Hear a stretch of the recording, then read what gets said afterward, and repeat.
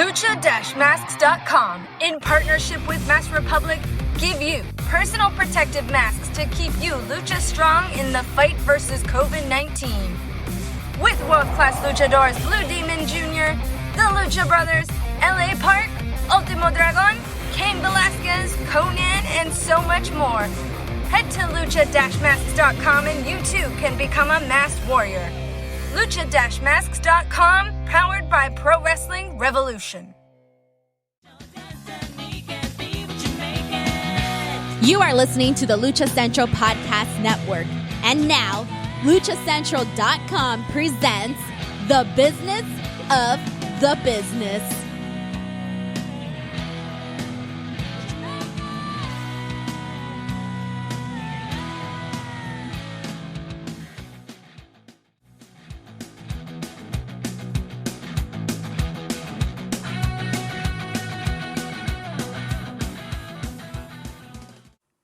Hey everyone, Kevin Kleinrock here, and welcome to another edition of the Business of the Business podcast, the only show that takes you inside how your favorite officially licensed merchandise gets made with an extra detailed look at the professional wrestling and lucha libre industries. This week, my guest is a very important person right now to the lucha libre world for sure, because he is responsible for the forthcoming Legends of Lucha Libre action figure and collectible lines coming from Boss Fight Studio, where he is a partner in the studio and he is the lead designer for the Legends of Lucha Libre figures. But before that, we have a lot to talk about with him. We're going to talk about his start and how he ended up in the action figure and toy world, his work at Hasbro on such extremely famous lines as G.I. Joe and Star Wars, some of the Marvel movies, and then founding Boss Fight Studio. So this is a very interesting talk. I think that a lot of you are going to really enjoy, especially because it's not only about professional wrestling, but it takes you into some of your favorite lines, I'm guessing, growing up, because there seems to be a whole lot of overlap between wrestling fans today and fans that grew up on G.I. Joe, Transformers, Star Wars, and the like. So without further ado, my interview with Erik Aranya of Boss Fight Studio. All right, with me right now, I'm very excited for this one. I have with me, and I don't want to butcher your official title, but I think it is partner and designer, executive designer. Partner slash art director. Partner slash art director. I'm a designer. That's what I do. in Boss Fight Studio, Erik Aranya. I'm really excited because I think, Erik and I have known each other now for about 16 months, I think. Yeah. I've wanted to kind of sit down and just pick Erik's brain and talk to him about some of the incredibly cool stuff that he's done in his life with his career, and we just haven't had time. So I'm really looking forward to this because I guess we'll begin at the beginning because that's the easiest. But in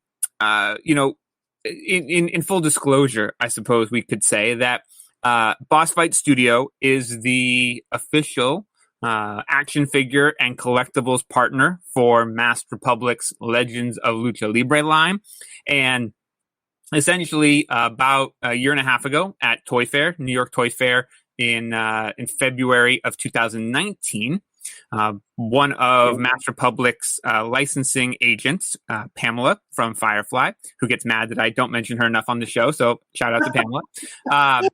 Pamela from Firefly met with Boss Fight and came back to me and said, hey, we've got a company that might be interested in doing action figures. And at the time I had not heard of Boss Fight, but I did my due diligence, as I always do. And I learned that everybody at Boss Fight came from Hasbro, and Hasbro I'd certainly heard of. And, doing a little bit of background, I learned that Erik and his team, or Erik specifically, had worked on some of my favorite toy lines growing up, obviously not at the same time as I was collecting them growing up, but G.I. Joe and Transformers.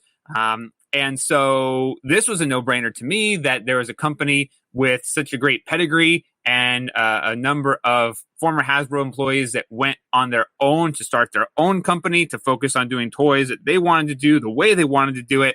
And they were interested in Lucha Libre.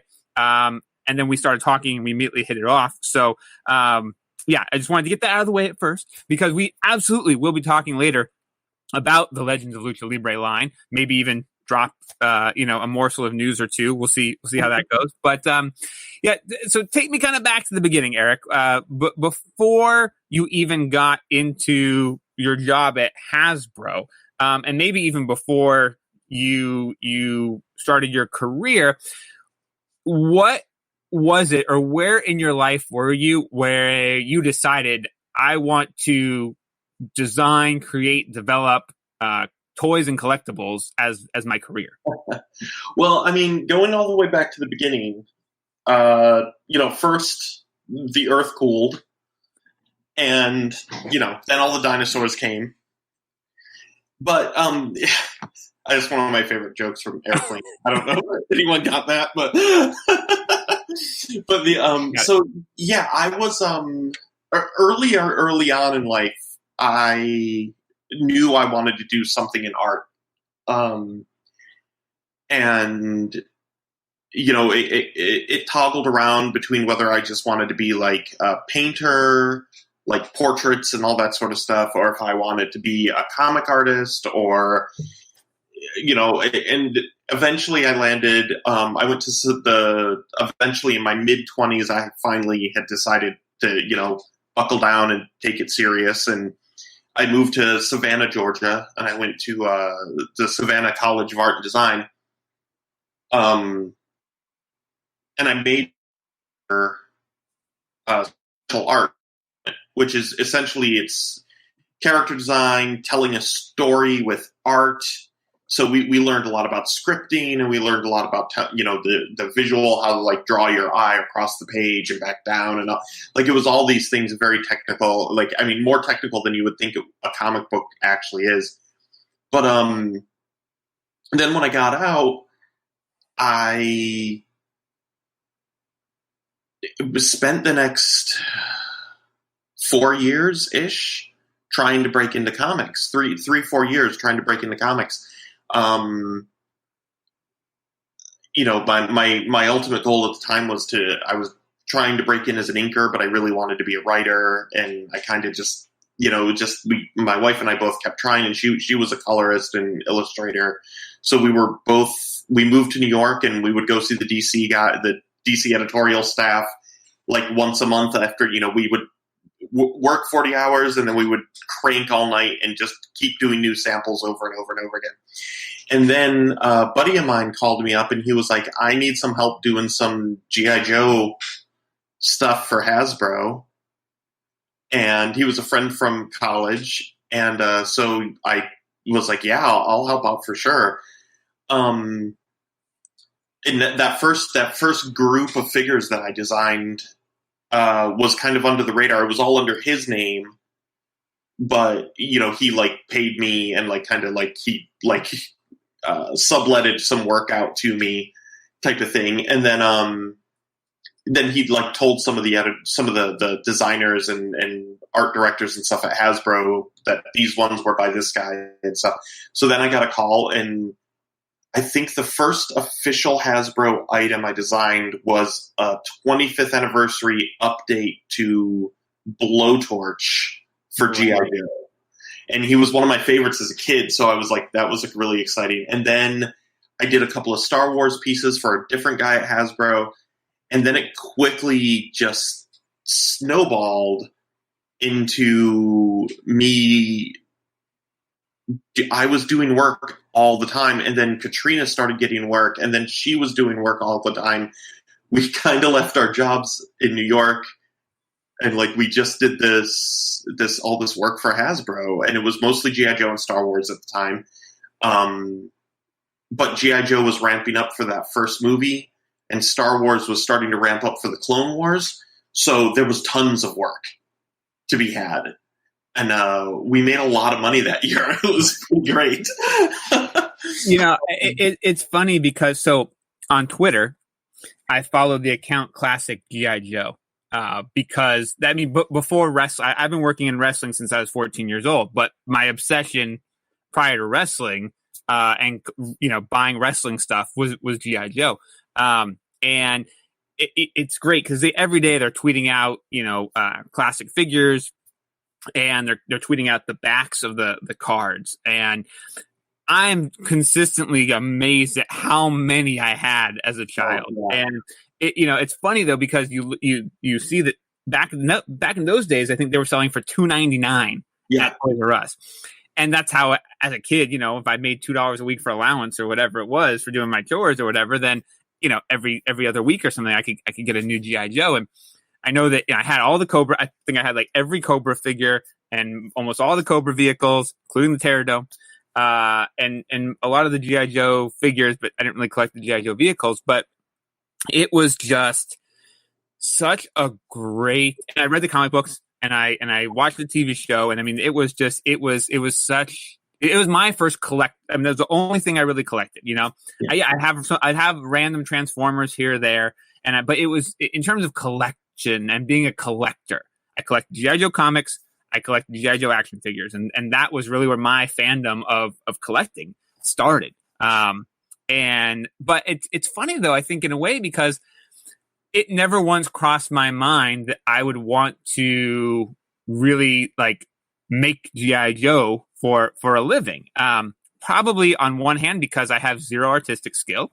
I have a lot of creative ideas, but I am smart enough to know to hire the people. I can't even draw a stick figure very well. So I've always surrounded myself by really, really great, talented artists because it's not a skill that I have. But I think I vaguely remember for some assignment in school, in elementary school, writing like a G.I. Joe story. Because I was even buying the G.I. Joe novels, the novels. The little, and reading those.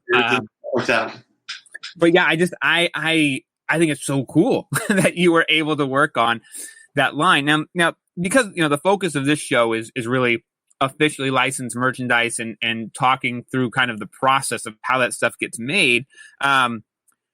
Obviously what we're doing right now for Legends of Lucha Libre and some of the things that you've worked on that have been based off of real life people. It's a different process, different approach than with completely fictional. But I have to imagine you're coming in around the 25th anniversary of G.I. Joe, and you're designing still based around kind of a classic image or a previous figure, as well as there are people at Hasbro that I'm assuming are either brand managers or so kind of when you were working with G.I. Joe, what was that process like in terms of creating what you wanted to be the look for the figure and the steps you kind of have to go through to get that approved? And are there particular figures that you absolutely wanted to do or designs that got shot down completely? And are there any that you are just like super proud that this was what I envisioned and this made the store shelves? Well, there was, that happens on any brand, those types of things where you start out with this grander idea, and then at Hasbro especially, there's always other people involved. Early on when I was freelancing and I was doing a lot, it's funny because Katrina and we became the go-to freelancers for a lot of for the Joe guys. We didn't do everything, but we did almost, I think through Rise of Cobra, I think the Rise of Cobra brand, either Katrina or myself did something on almost every single item. And sometimes it was just stickers or a deco sheet or something like that. But sometimes it was, we did every step of the way for the brand managers and stuff like that at Hasbro. But for 25th, sometimes they would come in and they would go, okay, we need, Blowtorch or Zap or something like that, or Airborne or whatever. And they would say like, we're going to use these existing parts. So they would send you photographs of those parts. And so we just really need you to design the new pieces, the new arms, the new head, the new vest or whatever. And they kind of gave you this, like, for 25th, they were like, yeah, update it a little bit, but not so much that it's unrecognizable. Like, it should still very much be the classic real American hero Duke or whatever, but they're like, you can update a couple of things here and there. So not like when they were like, let's make them all neon now, or let's make them all metallic now, or crazy reimaginings. They wanted things to be, kind of updated, but not totally. But like, Blowtorch was a really interesting one for me to do because, like, I started kind of looking up things about flamethrowers in the military and stuff, and it's not something that exists anymore. It's against the Geneva Convention, actually, to have flamethrowers in military use. So I kind of was like, wow, that's crazy. Blowtorch wouldn't even exist now, actually, as a character.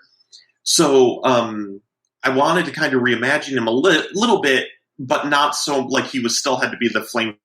So, like, I kind of recreated, like, the yellow underneath all those red armor as those fire jumper, those, like, firefighters that jump into the forest fires. Oh yeah. And so I kind of redesigned the suit underneath to be that, and then I added, like, a fire extinguisher to the back of his belt in the design. So, like, as kind of like an homage to his old file card where it talks about that he was obsessed with fire exits and smoke alarms and all that stuff. But then on top of that, it was kind of like maybe he's a flamethrower trooper, but maybe he's more of a firefighter type of character now instead of, like, running into battle, lighting Cobra troopers on fire. Like, he's, maybe there's something a little bit more. But it was kind of things like that. There were always, there were times where I would design something, and then when people saw stuff and we talked about it, we would think, we would decide to go a different direction with the illustration. So I would have to kind of go back to the drawing board, which happens. As far as, like, the type of thing that always bummed me out that we couldn't do is and this kind of goes back to wrestling. My friend, fellow designer, Wayne Parr, he and I did the Slaughter's Marauders 7-pack. Nice. For the POC years. And that was a lot of fun, and originally in our lineup we had Sergeant Slaughter was going to be in the set again, and we were going to design. I had kind of started designing a new vest for him and stuff like that. That was going to be kind of a throwback to his, I think, third version of a figure that came with the Warthog, and he had the brown vest and the tan pants. He had the removable hat in that figure, and so we were going to kind of throw back to that one rather than, like, the tank top and camo pants like he normally had in the Joe stuff. So, but then right when that happened, the window for us to use Sergeant Slaughter closed by the WWE. So we suddenly had to pull him out, and that's why Lieutenant Falcon was in there, and Falcon was never originally part of the Slaughter's Marauders, but we found a cool little homage because of the old 1986 G.I. Joe movie. Falcon has to get retrained by Sergeant Slaughter. I was just gonna say, I know a lot of people crap on that movie, but I own it on DVD. I own it on Blu-ray. I don't even know if I've ever watched it on Blu-ray, but I love it. Movie. I love it now. I loved it then. I love it now. I never disliked it. I even as a kid, and I was like, for me, the comics were canon, but I still love the show too. And that movie, the Cobra Law were just so out there and crazy, and I loved it. And so good. The animation's beautiful. The voice acting is fantastic. It really is a great animated film. And that was just a few minutes of my conversation with Erik Aranya of Boss Fight Studio. We'll be back in just a few moments to talk about his work on Star Wars, his work to launch, along with his partners, Boss Fight Studio, the lines that they're working on there right now, including Legends of Lucha Libre, and more. But right now, we're going to head over to Lucha Central and check in with Denise Salcedo about all the other podcasts on this network this week. Hey everyone, it's Denise Salcedo here in Lucha Central, where they look at all of the great shows available this week on the Lucha Central Podcast Network.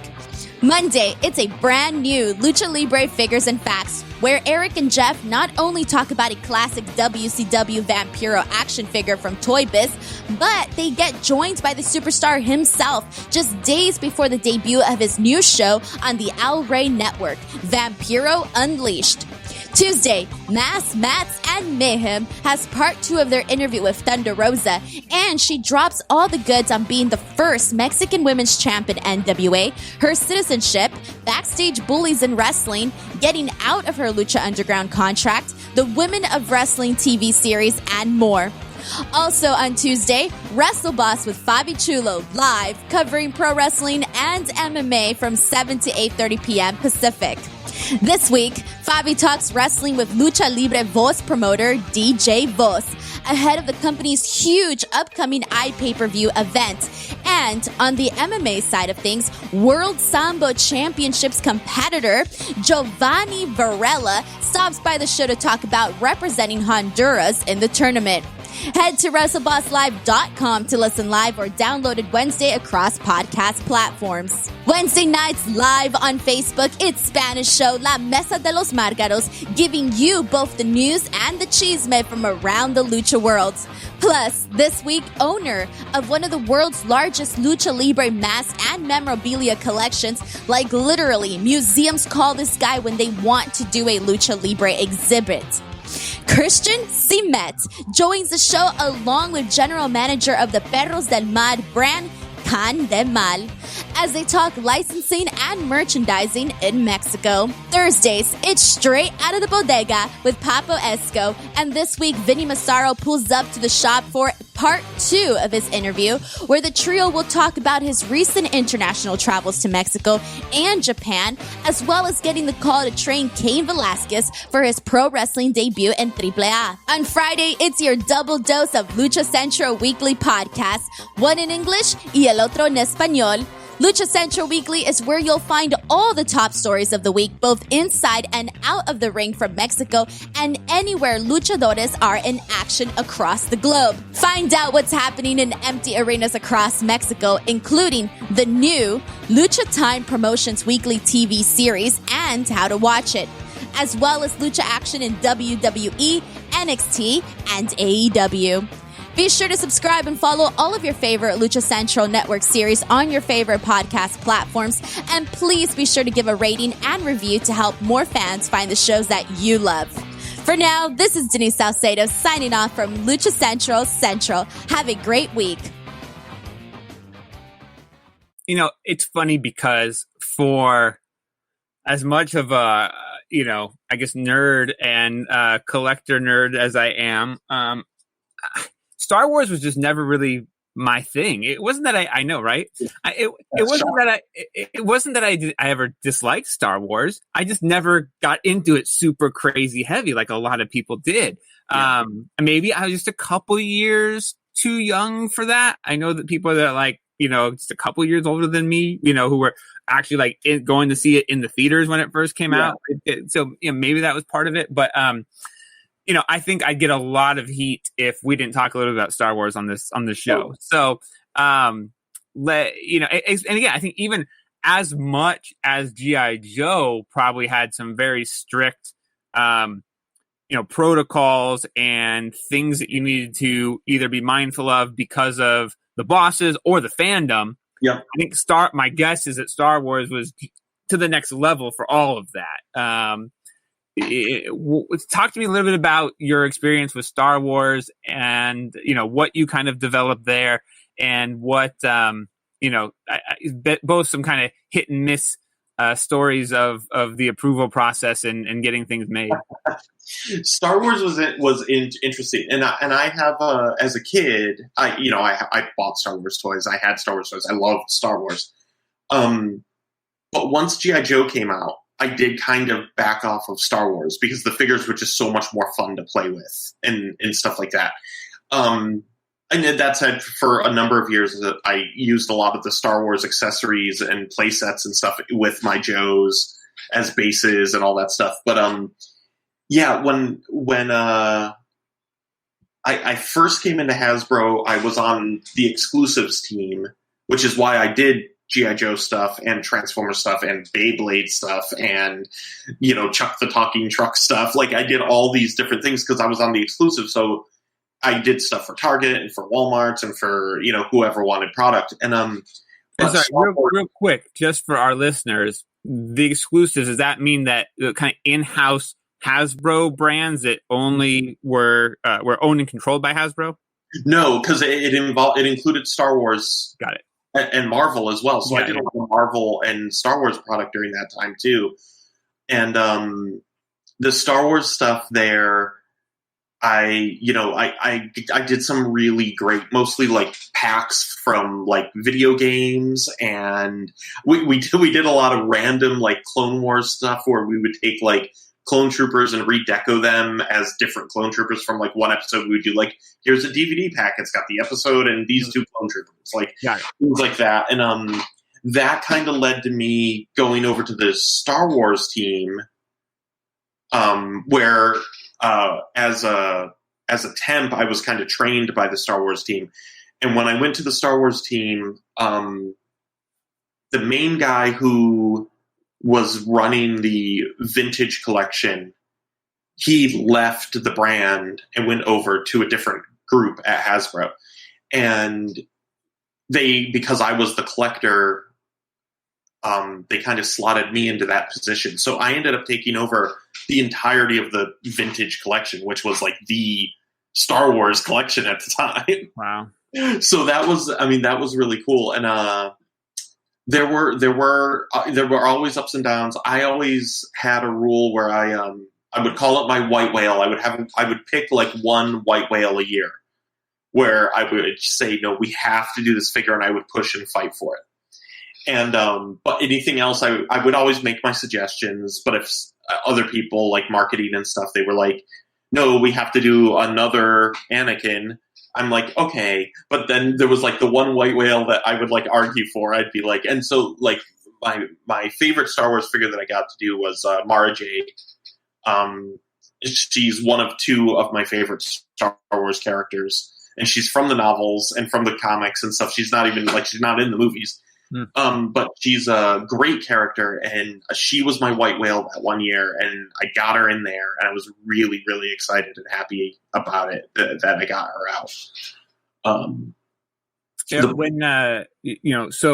Anita, who is your agent through Fangirl, who is now also... She was also one of the marketers on Star Wars with me at Hasbro. So and when we first met her, it was basically she had come from Star Wars. But I was listening to one of her. She does these Fangirl Friday Instagram lives where she's really talking with people from the consumer products industry, and she had made a comment on one of the recent episodes, basically saying that there was always the guy that wanted to do the figures from the cantina, the obscure figures that most people probably didn't care about or didn't collect or didn't want to collect. But there was always the one person that was pushing, for, we got to make this, this random wacky character from the cantina.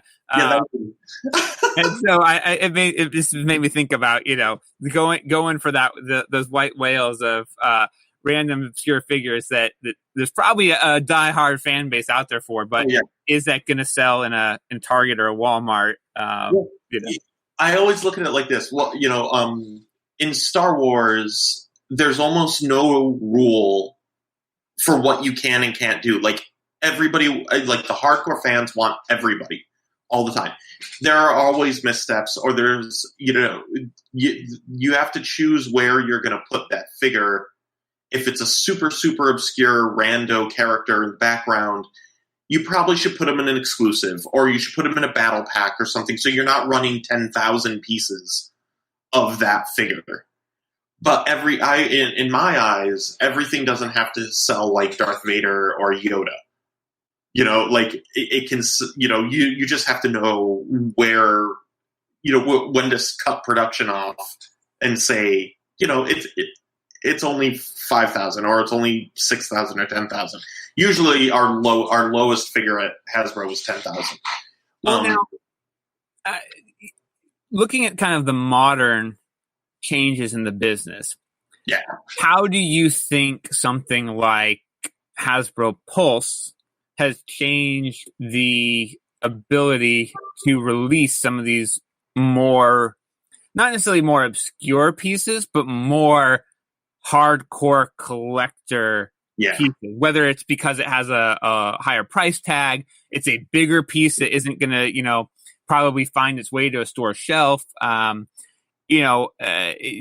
for those that don't know, and I might not even describe it that great, Hasbro Pulse is essentially almost like a Kickstarter version of but for a major company like Hasbro, where they'll take these, insanely large or intricate, whether it's a Transformers piece or a G.I. Joe piece or something, and put it up basically for pre-order, right? Yeah, and it's essentially a pre-order platform, yeah.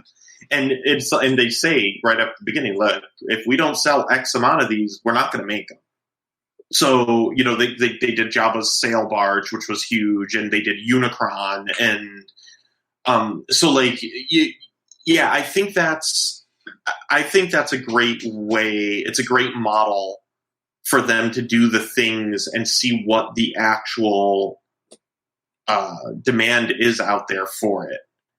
Because I feel like for a company like, so we also do business with Super 7.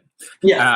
Super 7 is, I would say, when you look at the Hasbros and Mattels of the world versus, let's say, the boss fights in the Super 7s, there's kind of like, you've got the companies that have been around for 50 years and have kind of dominated the store shelves at mass retail.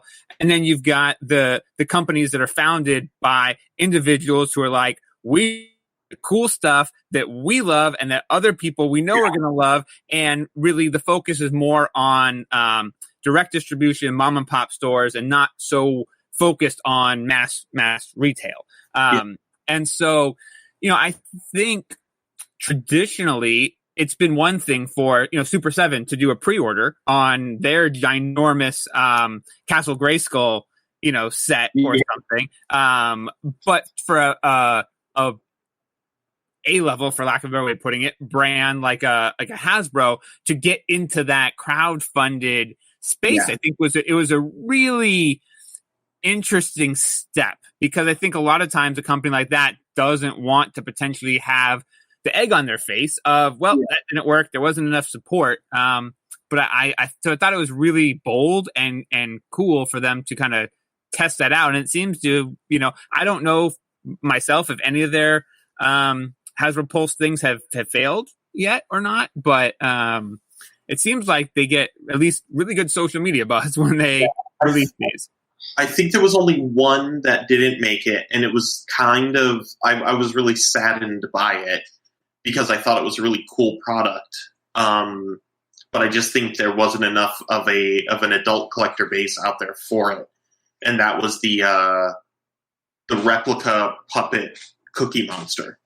Oh, but it was very expensive. Like, I own one of the replica Kermits from years and years ago, probably 20 years ago now, almost 15 years ago. But it's it was expensive at the time, and Cookie Monster is bigger, and this one was a functioning puppet and everything. Wow. So it was that's. Yeah, it was pricey, but it was really cool. But at the same time, I just don't think there's enough of for everything. There's not enough for everything. For Star Wars, for Transformers, there is. I would even, and this is a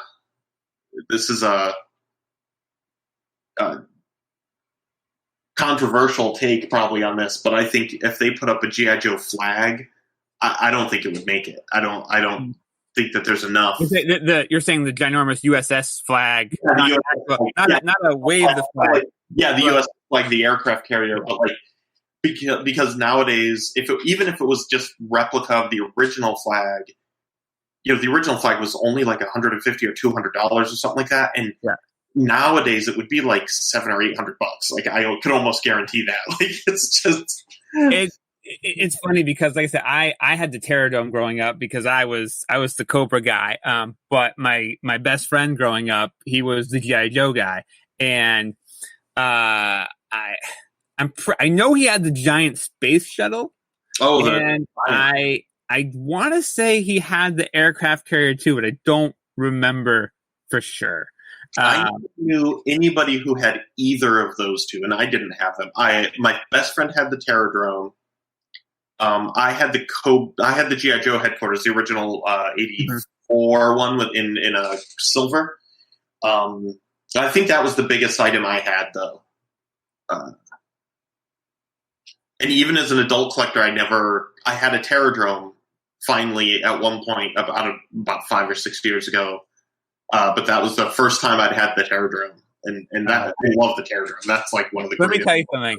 Putting it together, I remember because I'm Jewish. Grew up in a Reform but Jewish household, and so we would do the traditional 7 nights of Hanukkah, and the way that we did it in my household was you got one little present the first 6 nights, and then on the final night you got your big present, whatever it was going to be for the year. And so for me, it was the Pterodome one year. Yeah. And but man, I remember my father cursing as we put that thing together because it was such a pain in the ass to get that thing put together.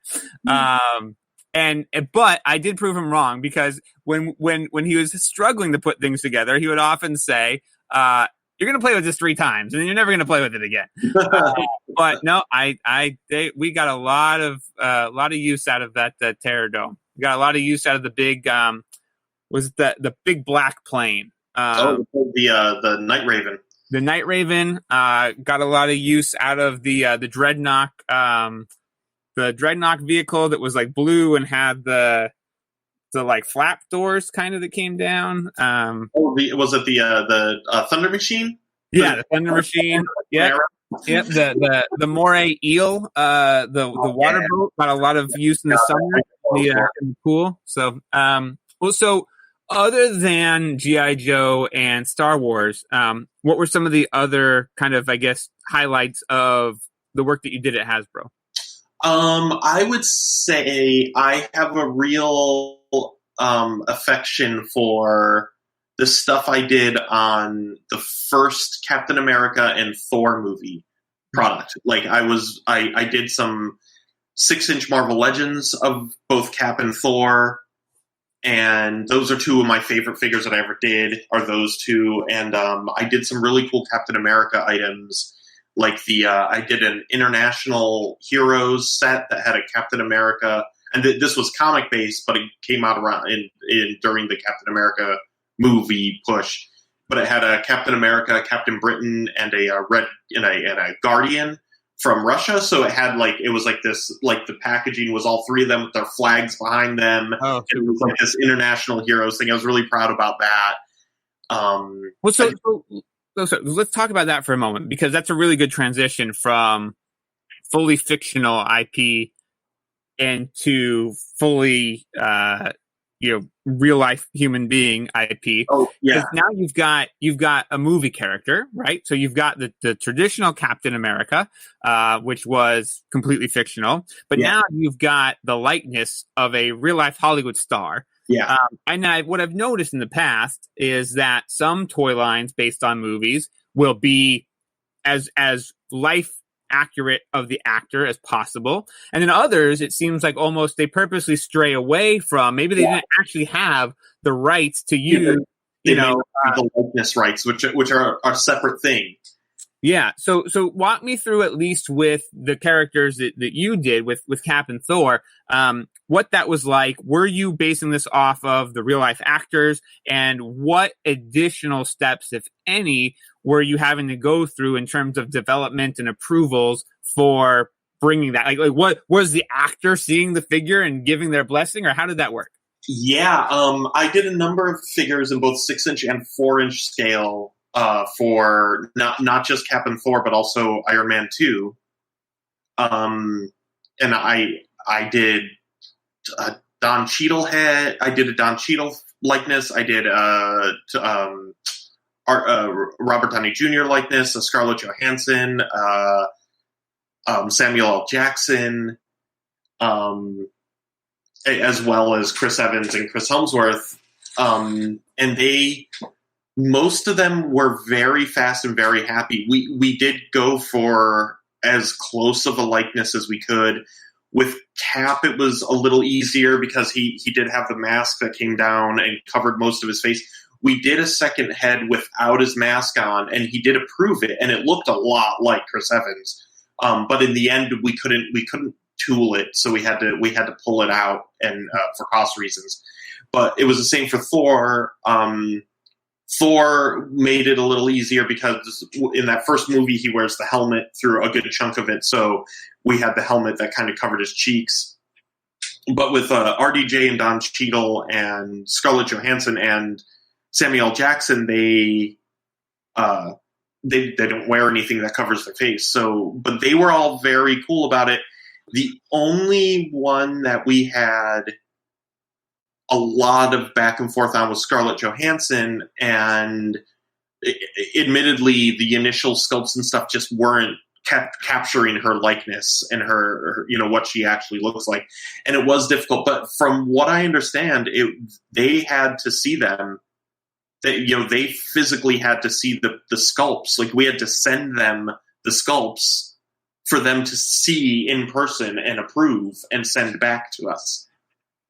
And it's a lot of pressure. It's a lot of It was. And with actors, their visage is their career. It's part of their.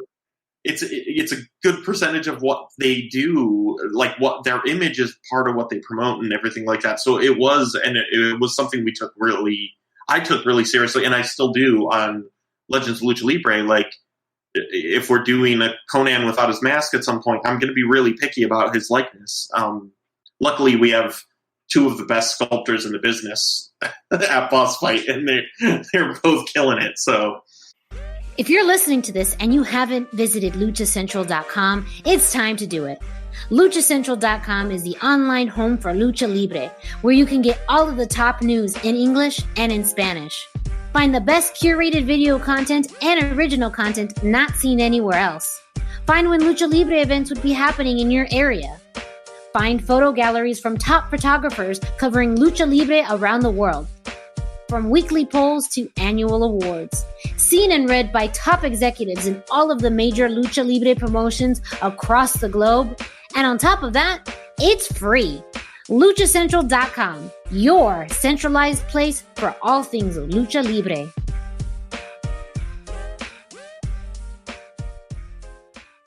Yeah, I mean, we and not to get too far ahead, but I mean, the sculpts and the pieces that we've seen, both what the public has seen of Penta and Phoenix, which are the only sculpts that the public's seen, are amazing, absolutely amazing. I stand by the fact that my line or not, these are going to be the best Lucha Libre related action figures that have ever been released. I'm super, super proud of these figures. But I think you're right. I think that it's much harder to sculpt a real human face full of detail than it is necessarily of that face in a mask. And so, and even with our line, as it's come to kind of getting the Taya Valkyrie figures right, not even just from her take, but from you guys, and trying to really get in and fine tune and get these as realistic as possible, because we're not using the true scan or whatever they call technology, where the heads of the actual people are being scanned and then 3D printed. Essentially, you guys are doing this old school, and I'm just consistently blown away by how this stuff looks when it isn't actually scanned. So I'm really excited. We'll jump back into that a little bit later. So at some point, it's time to leave Hasbro and you and a few others decide it's time to kind of go off on your own and start Boss Fight Studio. Kind of walk me through that a little bit. What went into putting together the team that was Boss Fight on day one, and how did we get to where we are today, in a way? Well, we all knew each other from Hasbro. There were 5 partners originally. 3 of us, Katrina, myself, and Andrew Franks, we all have known each other since college. Like so we go back, way back. But then the other 2 guys, Dave and Fred, we knew them from Hasbro. We were all very close. And basically, after leaving Hasbro, we decided we would all talk. And, we had that time where we weren't supposed to, that non-compete state. Like, you have, X amount of months where you're not supposed to do work for other companies and all that stuff. So we would all get together and talk and everything. And we basically decided none of us wanted to go back to working for a corporation. We wanted to do what we want, not just what we wanted to do, but what we felt were the holes in the toy collecting community. What were the other bigger companies, the Hasbros, the Mattels, the Jacks, and whoever it was? What were the gaps that they had left that we could kind of come in and pinpoint and say, collectors are going to want this, despite it not being G.I. Joe or Star Wars, And that was kind of our thought initially. And then we wanted to engineer something new. That was our other big thing. And that's kind of what we did with the Hacks line. And we kicked off the company with the Hacks line. We had a tremendously successful Kickstarter that kicked off our company. And Hacks is still going 6 years in, and I think we're going on our 16th wave, 17th wave of figures coming up, and that doesn't include exclusives and lunchboxes, and we have, I think, 8 or 9 licenses now that we're doing. Well, let's take a step back there. Let's talk us through, for the people listening that have no idea. Talk us through Hacks, the concept of Hacks, and where did that concept come from, and kind of what is your model for as you're looking for additional potential IPs to bring into the Hacks line. So Hacks. So Hacks is it's an acronym for highly articulated character kit system. And what we initially set out to do was we wanted to give the collectors something they didn't have, and give the customizing community something to customize with that they didn't have to take apart with a screwdriver or a hammer, or those 25th anniversary G.I. Joe figures. I customized those. I used to customize those like crazy. But to break them fully apart, you had to have a hammer and you had to break them basically to get them apart and then fix them. And we wanted something that you didn't have to do that with. So we created a buck, engineered a character, a toy that could come apart, and you could mix all the parts together. You could take off armor and put it on a different figure. You could move all the stuff around. And then we created our line. Our entirety of Vitruvian Hacks is based around that buck, that concept. So even our newer figures that are coming out now, they might be sculpted in armor and stuff. They're not the basic naked body that our original Romans and Greek warriors and Spartans and stuff were. But they're all sculpted in the armor and stuff, but you can take off all their other stuff and you can still put the bare arms from our original figures on, the knight, or you could still move all their parts around with, no alteration needed, and that was kind of what we wanted. And we kind of created a whole, there's a lot of the collector community kind of exploded with it, and we see so many great customs come out of the custom community, even by people who aren't or never thought they were that skilled at doing the customs. But now they can just kind of move some parts around, and maybe they got to paint one or two things. But we kind of made it a little easier for them. And we have a whole series of blank figures in all these different colors that we sell. So if you want to make, I always use this as the example because I'm a big comic book nerd too. But if you want to make Superman, you can get our flesh tone figure, our blue figure, and our red figure, and you can mix most of the parts around. And all you really got to do is paint add the belt, paint the boots, and paint his face and add a cape, and he's done. It's not. That's really cool. You don't need to paint the whole figure to do it. You can kind of do this, kind of piecemeal. And we see all these people making up characters to go with our line. And our story for Vitruvian Hacks is a time travel story, so it's a lot of fun. And every series takes place in a different time frame. And what we usually do is we pick something historical to kind of lock it. And then we then we have this fantasy side to it where we kind of go crazy with the designs.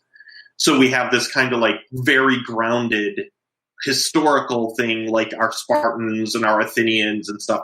But then we have this crazy thing with this Gorgon army of snake people. Yeah, those are cool. I really like those characters. They were so much fun to design and everything. And now the fantasy line, we've just been going crazy with the fantasy line, the knights and the orcs and the elves, and it's just so much fun. And then you got these horses. Yeah, we have the basic mighty steeds, which is an offshoot of the Vitruvian Hex, and it's very much in the same vein where it's customizable. You can take the horses apart, you can swap them around. We sell tack kits of different saddles. We sell creature kits that you can if you buy the white horse and you buy the Pegasus creature kit, you can put all the parts on and make it into a Pegasus or a unicorn, or that just hit. So it's selling very, very well. So we're planning more. When it comes to your fan base, or I guess not your fan, your customer base,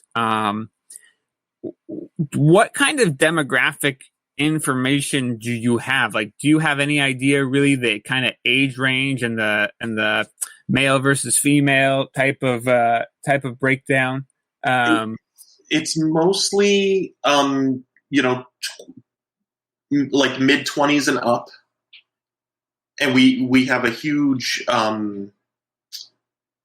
we have a huge collector base in both male and female. One of our kind of rules early on was that our Vitruvian Hacks were 50% female. We kind of wanted to take that old trope that toy companies have always said that the female figures don't sell as well. We wanted to throw that out the window right at the get-go. So our line is not just gender inclusive, but it's also racially inclusive and stuff like that. So one of the things I found out when I was digging really deep into Greek mythology and Greek history was that Greek history wasn't as white as we were all kind of taught that it was by Hollywood and everything. And I was like, holy crap, there was already, Africans had been there and traveled there, and there were, the people from the Middle East coming in, and it was very actually, because it was the whole Mediterranean was all these ports, it was actually very integrated already. So that was one of the things that we pushed with the first series, the Greek series, was that it was, that it was inclusive. And our waves are almost always 50% female when it comes to Vitruvian Hacks. And our female figures sell just as well as our male figures. They don't. That really is a myth that the female figures don't sell as well. Yeah. Well, and so you've got the Hacks line, and now you have started to sign up a number of other brands, IPs, and I might not have it completely straight which IP is doing Hacks figures or Hacks figures first, and which are doing full on your traditional action figures. But for example, you've signed Flash Gordon, you've signed the Phantom, you've signed a number of other IPs. Talk us through kind of the really expanding in the last 12 months, 18 months, I guess. It's been just over a year, I think, since we started a lot of those, and so like what we wanted, first, most of us at Boss Fight, we're all, we are collectors as well as designers and stuff like that. So, and we're all very much 4-inch, 3 3/4-inch collectors for the most part. All of us dabble in 6-inch as well. Of course, everybody does, or 12-inch or whatever. But that like kind of 4-inch is so. Just real quick again. So for the non-collector that might be listening, 4-inch that would be about your GI Joe size figure. Yes. Yeah. Original GI Joes are 3 3/4-inch. But modern Joes, Star Wars, and stuff are actually 4 inches tall, and that's which is what our Vitruvian hacks are.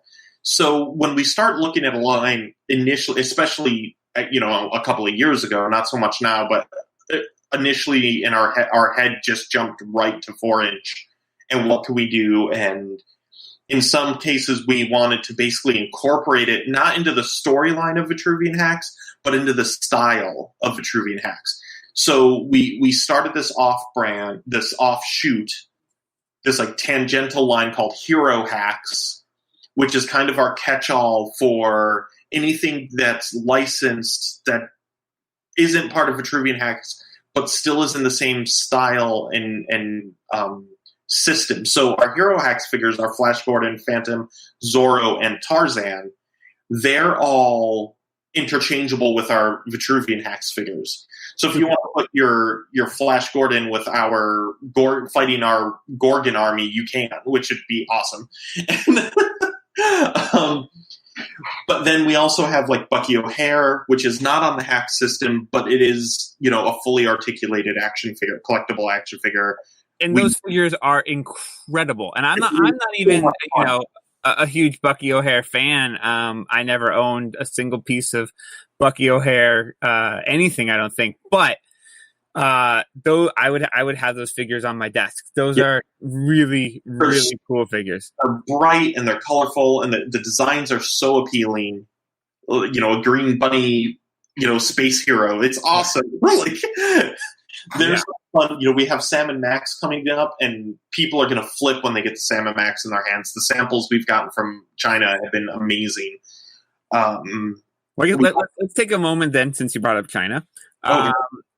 Obviously, that's where I think I would say 99, if not 100% of action figures and collectibles really get made. Yes. And obviously this year has been very, very difficult because of the COVID situation. The way I look at it, when, WWE figures are getting delayed, it means everyone else is getting delayed too. Yeah. So let's just for a moment, let's talk about how this current situation has impacted the company and kind of plans for this year. Do you know for sure what the final impact is at this point, or are you back to full manufacturing over there? What's the COVID impact on Boss Fight? So initially, China got hit first, obviously, and it started even before Chinese New Year hit. And Chinese New Year, for everybody who doesn't know this, it's like some years it's like a month long, like celebration. And basically everybody from the cities, everything in the cities closes down. Everybody goes home to their villages and their little towns and stuff like that, away from the cities, back to their families and everything like that. And they have these like month-long, celebrations and all this stuff. And then basically everybody goes back to the cities after that. And so, every year, toy industry, not just the toy industry, but any industry that manufactures is up against that Chinese New Year date. Like,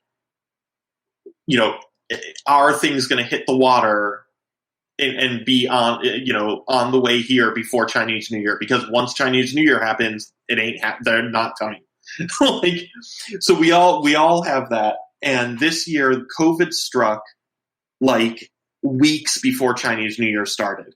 So on top of the whole, us losing that month, we lost 3 or 4 months after that, where factories couldn't reopen because people weren't coming home, or they were quarantined in the town they went home to, or whatever the reason, but factories couldn't reopen. Our factory, we lucked out, and our factory reopened early, but they reopened with like 10% of their staff.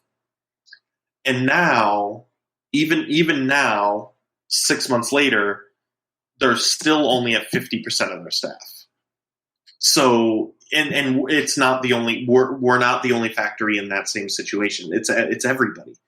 And if you look around, like we were walking around Target the other day and noticing the food and the paper products have all kind of gotten back on track here in the U.S. But if you start looking at all the other stuff, anything that's plastic is not back on track yet. And we are still experiencing this. Especially that, 2 or 3 month gap where there was no production being done because everyone was in quarantine in China. So that 3 or 4 month gap is hitting us right now, that there was like that long period of time where nothing was being produced. It has set us back. At the same time, we are still moving forward, and we're in contact with our guy in China every day, like on whether it's messaging or it's a phone call or email or whatever. But we're always talking to our guy in China and to make sure things are still moving ahead, and clipping along. But yeah, the reality is things did slow down a lot. So, Toy Fair 2019, either right before or at Toy Fair, this wonderfully wacky woman, Pamela, comes and hunts you down and pitches to you the idea of doing lucha libre action figures from this brand that you probably hadn't heard of called Legends of Lucha Libre, but filled with luchadors you had heard of. Yeah. Like Conan and Solar and Juventud Guerrera and Pentagon and Phoenix. And so what was the kind of decision-making process for this young toy company to decide we're going to invest, because that's what it is. It's a forget any kind of guarantee or whatever to Legends of Lucha Libre, investing in tooling and molding. And, if you're committing to make an action figure line that's going to have at minimum, let's say 10 figures in it, we're talking tens of thousands, if not hundreds of thousands of dollars in commitment. So what was it that made Boss Fight decide, yep, we are going to take this shot on Lucha Libre? That would be you. Well, that was perfectly set up for me not to have actually set that up. Well, so initially we talk about licenses for weeks, before we decide on anything. We have to look into the potential, we have to look into the fandom, we have to look into, all this stuff and see what's, look into previous product. Because if we're not really going to do it much better, then why do it? That's always kind of a goal for us. And we were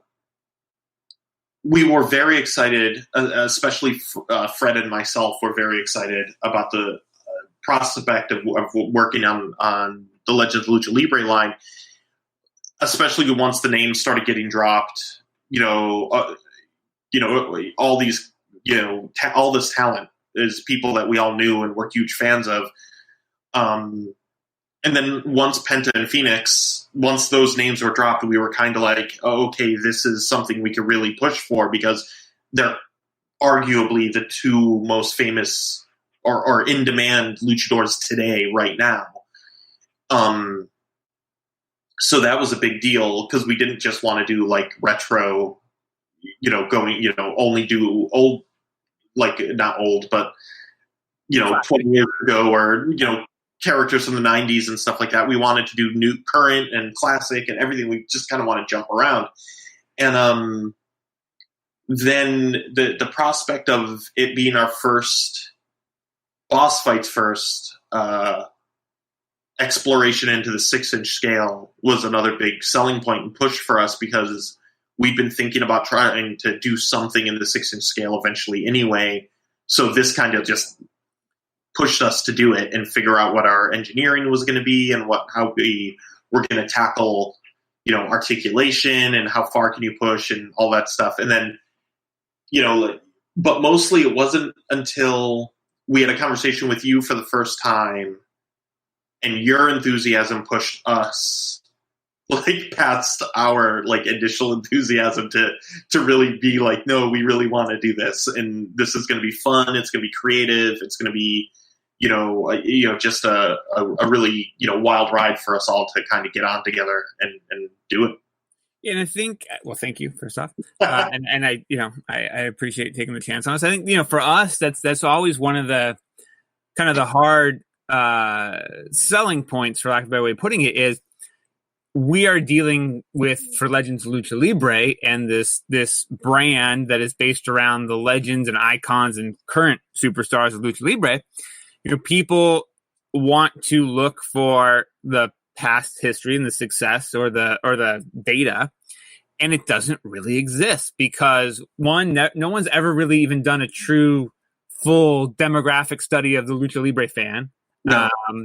And of the things that have happened in the past, they've never been done well, I guess is the best way to put it. Like, for example, we were, for years, hurt, I guess you could say, by the lack of sales on the Lucha Libre USA line, because when Lucha Libre USA's owners sold that idea to Playmate, I believe it was Playmate. It was?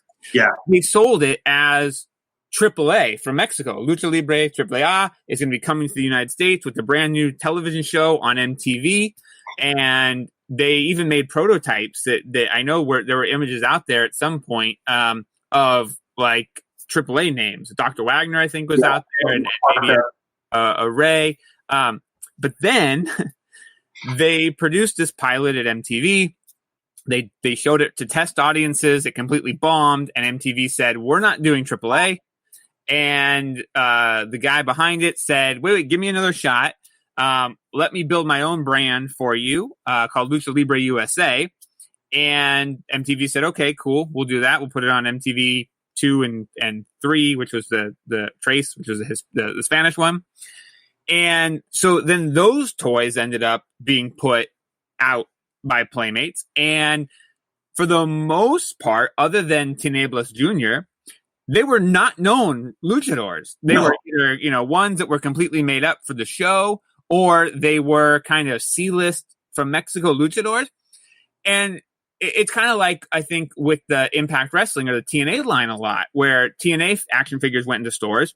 It was kind of C-list people that your average wrestling fan didn't know, so the figures didn't sell. And the toy industry got this notion of, well, if it's not WWE, we're not going to touch it, because the only thing that sells is WWE. And so, it was obviously great and refreshing for us to find somebody that was going to take a shot on Lucha Libre. And again, I think for us, I kind of felt like, even if we did have an opportunity to go and do a deal with Hasbro or Mattel or Jax or somebody, I felt like we were going to probably get a lot more lost in the shuffle, and not really be able to collaborate on the development of a line and kind of take what we felt we knew of our fan base and of the fandom. Because, I mean, that's really the thing for Ruben, my business partner in Master Republic, and myself, is that we've always been Lucha Libre fans, and that we've now made this a business and an enterprise. But we approach things both from the business side and the fandom side.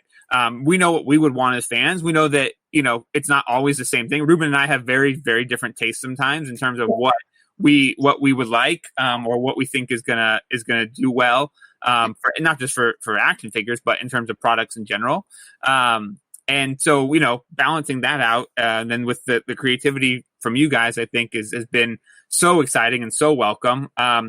It also, for me with Boss Fight, the fact that we weren't just going to solve the need on our end for traditional action figures, but you guys were coming at us with, hey, what about also doing these 3-inch figures that we've now named Luchacitos? Yes. And that was great for me too, because I wanted to get into those, whether it was blind boxes or just smaller collector, because you're going back to that whole kind of G.I. Joe thing, right? And being able to go and buy a $3 figure as a kid. So much of action figures today, especially the really nice collector action figures, they aren't really necessarily made for kids. Both because of the detail, and the very, very small parts and moving parts, and just the price point to get them to be the awesome figures that they are. They're not what the kid that saves his allowance is probably going to be able to go to the store and buy. But the minifigures, these 3-inch collectible figures that are going to kind of come in small boxes, and then they're going to have a wide array of characters and chase variants that a kid can collect. Yes. And on top of that, you came up with a brilliant idea, to which I'm pretty sure my exact words were, why didn't anyone think of that? Why haven't I thought of that? Which was going in that blind box direction, but doing these mystery mascaras, these mini masks that are going to be, are they 3-inch? The whole little bust is 3 inches. Yeah. It's got a little bust, and then the masks sit on the face of the bust.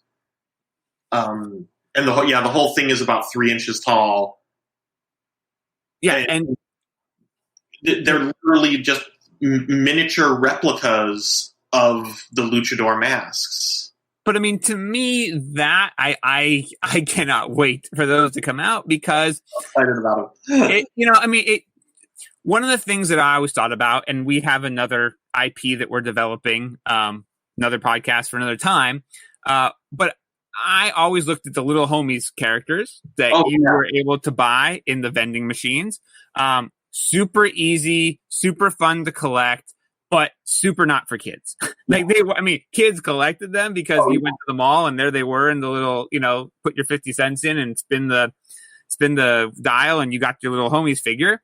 And I always thought, especially for the tens of millions of Hispanic youth in this country, it would be awesome to have a kid positive, little collectible line. And I think that between the Luchacitos and between the mystery masks, and again, I think this is Lucha Libre. If there's one defining factor that separates Lucha Libre from all other kinds of wrestling and from a lot of just the collectible world in general, it's the masks. Yeah. And so to be able to create a collectible just around the mask, and because most luchadors, with the exception of maybe a Blue Demon and Santo, have a lot of varieties of their masks, a lot of different colorways of their masks. Some even, like the Rey Mysterios and Pentas and Phoenixes, have literally every time they pull out a mask, it's some sort of a different variation. I'm not sure they ever wear the same mask twice.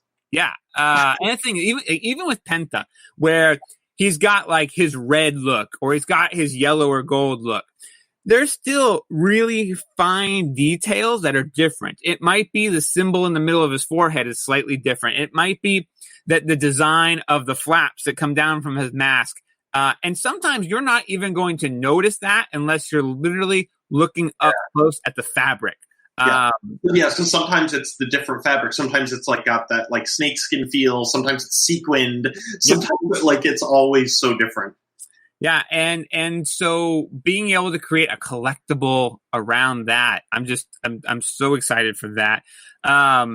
We've already announced and shown wave 1 of the collector's series, which are the 6-inch, highly detailed, highly articulated, multiple heads, multiple hands.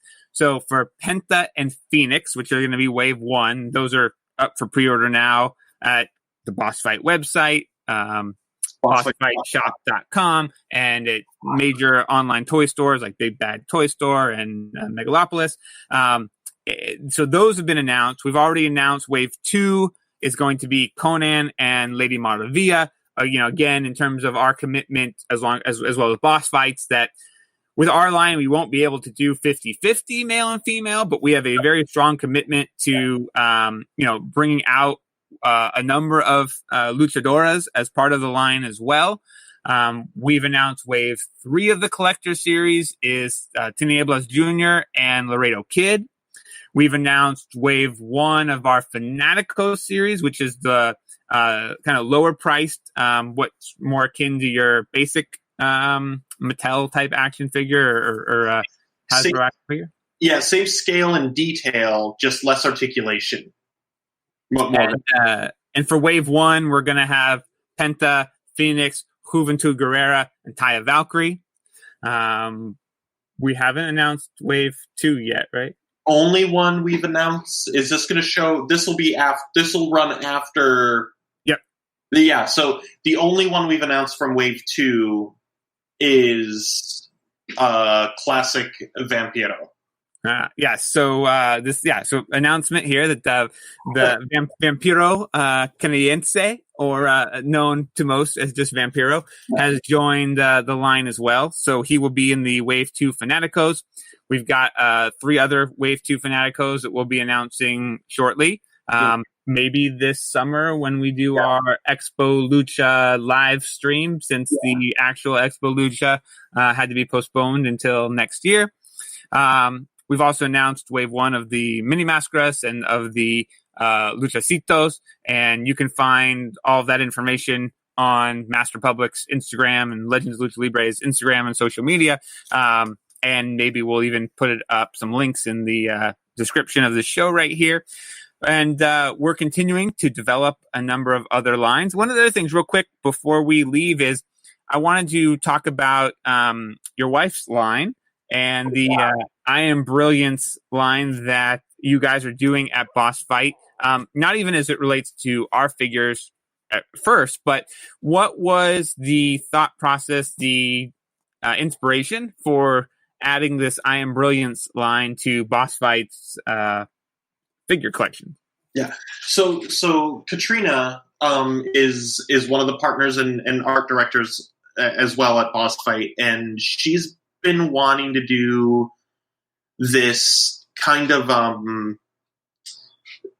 STEM inspired like career fashion doll line to kind of for little girls to kind of see that there's more out there than just being, the medical assistant or the, and not that we're the only ones doing that. Other toy companies have since moved into more of that than it was when we were growing up. But but she really wanted to push this with like the first wave of, and what she calls action dolls.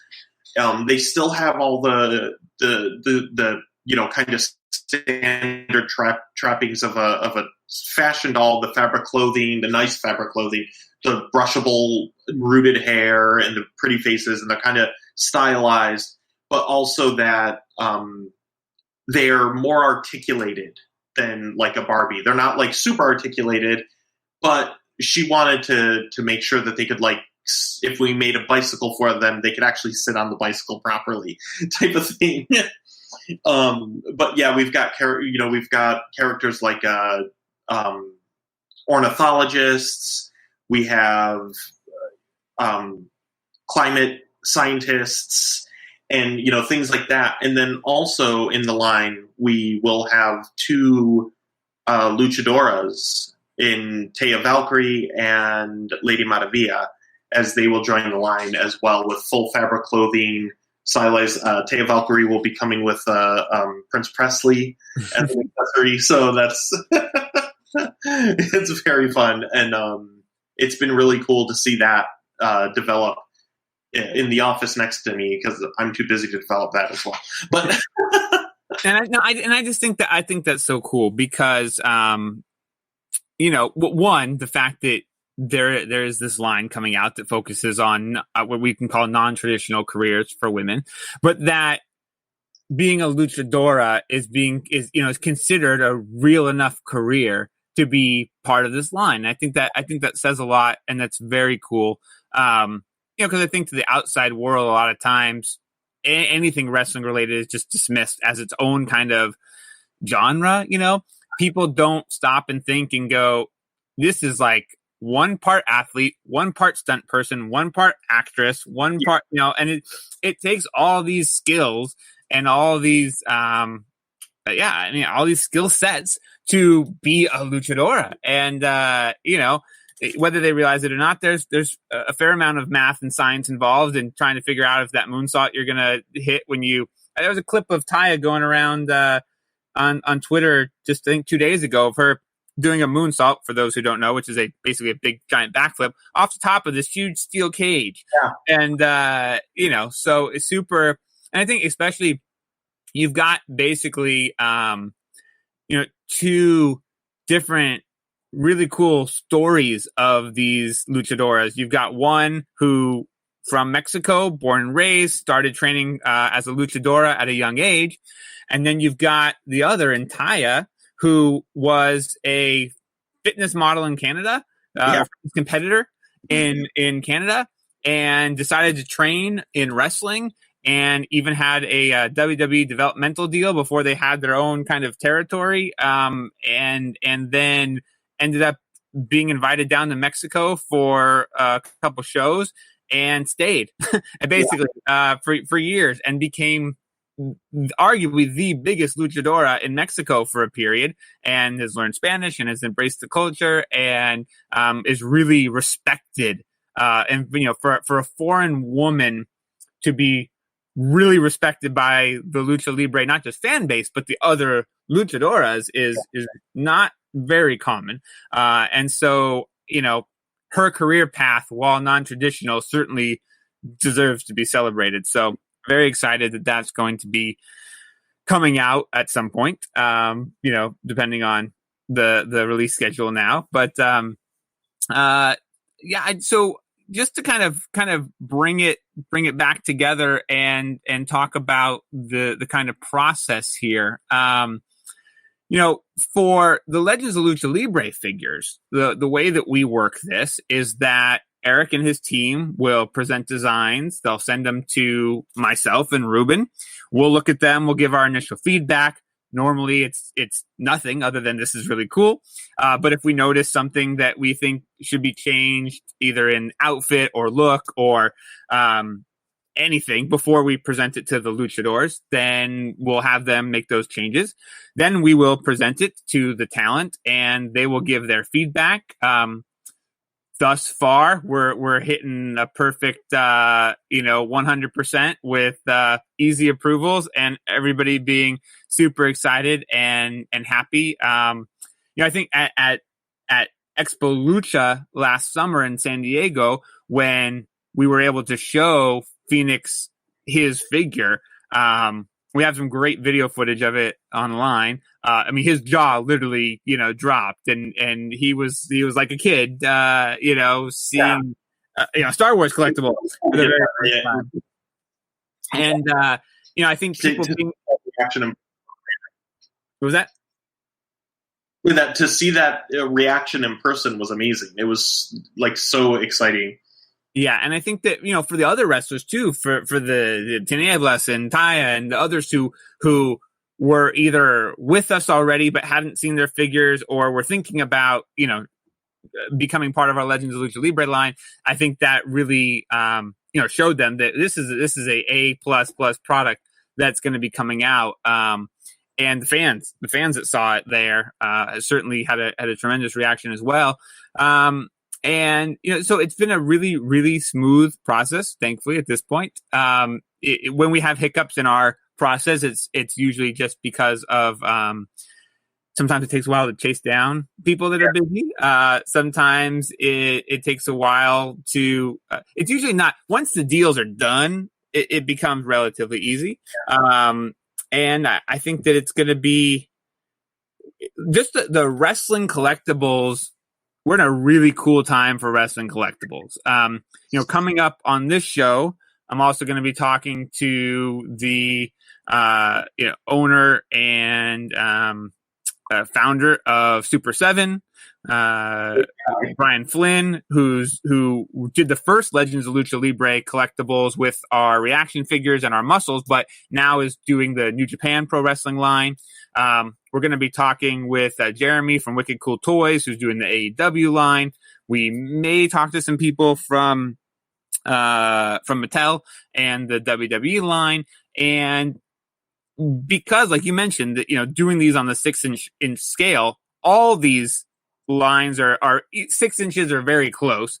And so for that wrestling collector at home, it's such a cool time, because not only do they have all of these lines to collect, all of these lines well beyond WWE, but they're all going to basically, even if you're not going to play with them together, they're going to look really cool on your shelf together, because they're all basically on the same scale.